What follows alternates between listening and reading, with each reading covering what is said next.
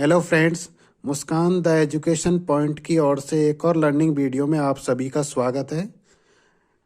Muskan the education point की ओर से आपको इंग्लिश ग्रामर से रिलेटेड कुछ कंटेंट जो कॉम्पिटिशन्स की एग्ज़ाम में आपकी बहुत हेल्प करेंगे वो प्रोवाइड किए जा रहे हैं। तो इनको आप ध्यानपूर्वक समझें और अपनी जो लर्निंग है इसमें इम्प्रूव करें। तो आज का जो हमारा टॉपिक है आर्टिकल। तो आर्टिकल जो मुख्यतः दो प्रकार के होते हैं, डेफिनेट आर्टिकल और इनडेफिनेट आर्टिकल। इनडेफिनेट आर्टिकल में आएंगे ए और एन और डेफिनेट आर्टिकल्स में आएगा द।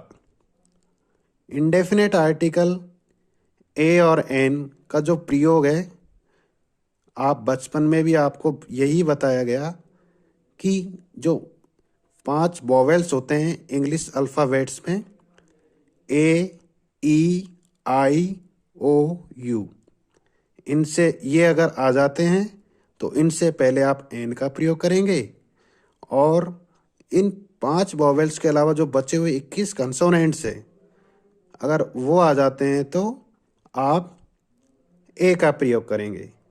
तो ये जो नियम है इसके अनुसार आप जो कॉम्पिटिशन्स की एग्ज़ाम है उसमें सारे जो क्वेश्चंस है आर्टिकल्स के उनको सही नहीं कर पाएंगे। तो सही नियम क्या है वो आपको मैं बताता हूँ। हिंदी वर्ण वाला आप सभी ने अच्छी तरह पढ़ रखी है। उसमें आपने जो ए अनार आ आम होते हैं, ये जो स्वर होते हैं, इनसे पहले आपको ये ध्यान रखना है कि स्वर की ध्वनि, अगर किसी इंग्लिश वर्ड को बोलते समय यदि स्वर की ध्वनि निकलती है तो वहाँ पर आप का किसका प्रयोग करेंगे? एन का। और यदि अंग्रेजी का कोई वर्ड है, अगर उसको बोलते समय व्यंजन की ध्वनि निकलती है तो उससे पहले आप क्या करेंगे? ए का प्रयोग करेंगे। अब देखो, आप उदाहरणों के माध्यम से अपन इसको और अच्छी तरीके से समझ सकते हैं। तो सबसे पहले आप देख पा रहे हैं, मैंने लिख रखा है वॉवेल्स साउंड से पहले किसका प्रयोग करेंगे? एन का। तो सबसे पहले देखिए, उदाहरण है ऑरेंज। ऑरेंज को आप बोल रहे हो तो सबसे पहले ओ आ रहा है। ऑरेंज में क्या आ रहा है? ओ।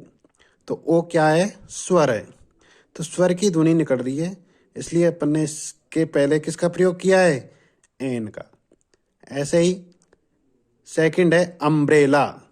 अम्ब्रेला में किसकी ध्वनि निकल रही है शुरू में? ए की, इसलिए इसके पहले भी अपन ने किसका प्रयोग किया है? एन का। अगला उदाहरण है एप्पल। तो एप्पल में सबसे पहले जो किसकी ध्वनि निकल रही है? ए की। तो ए भी क्या है? स्वर, इसलिए इसके पहले भी अपन किसका प्रयोग करेंगे? एन का। अब आता है अगला उदाहरण एमपी। तो एमपी में आप देखिए, एमपी दिखने में ऐसा लग रहा है कंसोनेंट है, लेकिन आप इसको जब बोलोगे तो सबसे पहले एमपी में एम, तो एम बोलते समय आपको किसकी ध्वनि आ रही है? स्वर की। ऐसे ही एस पी दिखने में ऐसे लग रहा है कंसोनेंट है इंग्लिश के अनुसार, लेकिन अब बोलते समय किसकी ध्वनि निकल रही है एस पी में? एस, ए। तो इस तरीके से एम पी और एस पी दोनों में बोलते समय ए स्वर की ध्वनि निकल रही है, इसलिए इन दोनों से पहले किसका प्रयोग करेंगे? एन का।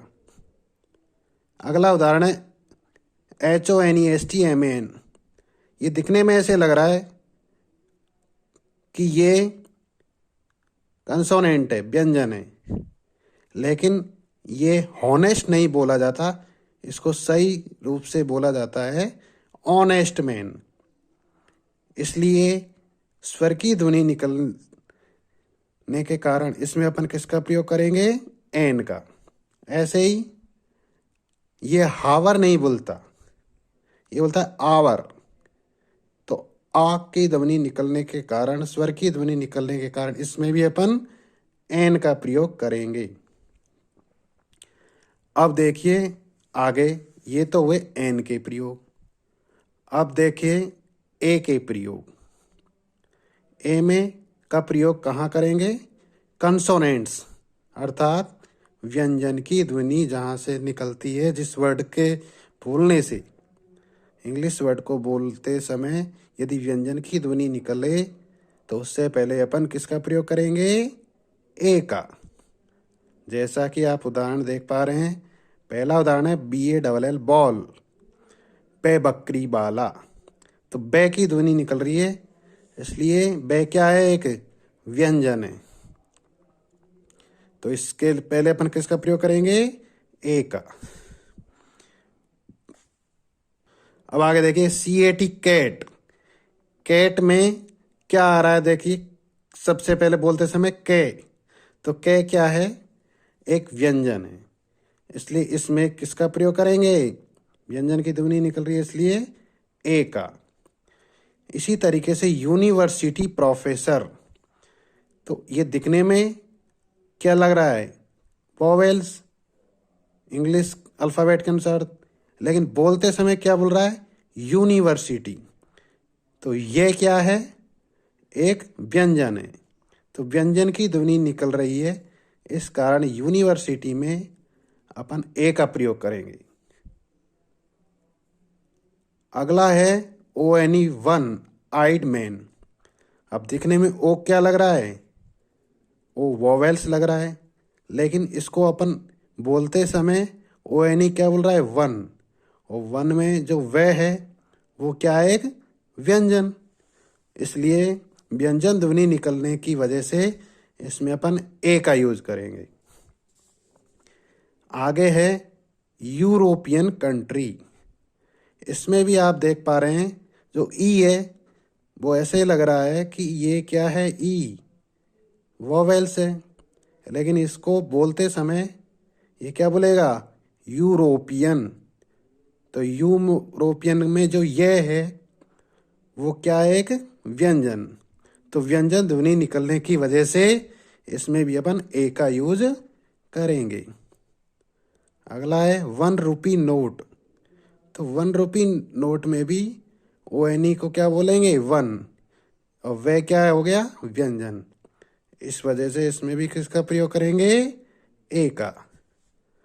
तो अगर आप पहले वाले जो बचपन में आपको सिखाया गया उस तरीके से देखें तो ये जो करते तो आप university, one eyed man, European country वाले, इन सभी में क्या करते?